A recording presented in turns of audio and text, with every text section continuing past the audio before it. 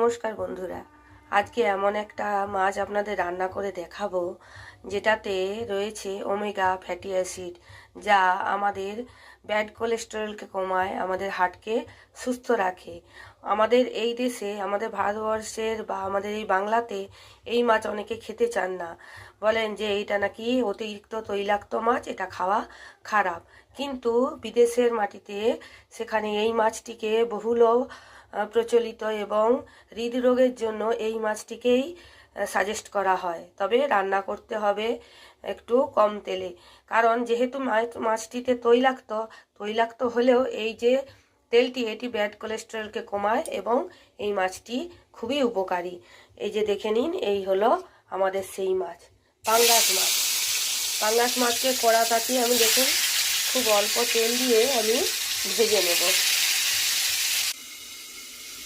বন্ধুরা, আপনাদের বলে দিই, এই মাছটি কিন্তু ভাজার সময় এরকম একটি ঢাল ব্যবহার করবেন, না হলে ফটফট ফেটে আপনার গায়ে ছিটকে তেল পুড়ে আপনার গায়ে কিন্তু পোড়া দাগ হয়ে যাবে এবং আপনাকে কষ্ট পেতে হবে। সেই জন্য একটু ঢাল ব্যবহার করবেন।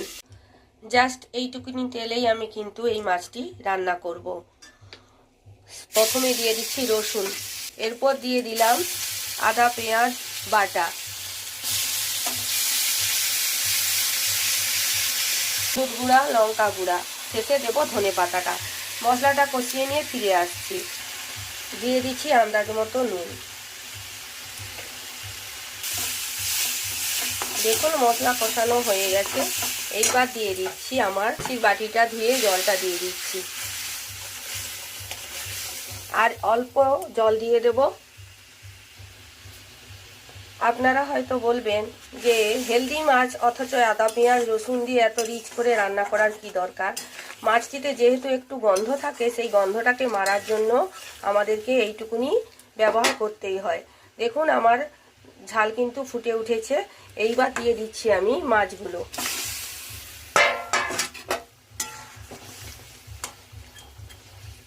এই মাছগুলোকে একটুক্ষণ ফুটতে দেবো ঢাকনা দিয়ে। এইবার ধনে পাতার কুচি দিয়ে আমরা এটিকে ঢাকনা লাগিয়ে দেব, কারণ এটাকে একটু স্টে টাইম দিতে হবে। দেখুন বন্ধুরা, আমাদের রান্না হয়ে গেছে হেলদি পাঙ্গাস মাছের ঝাল। এটাকে রেস্টুরেন্টে অনেক কিছু নাম দেয়, কিন্তু আমি অত নাম দিলাম না।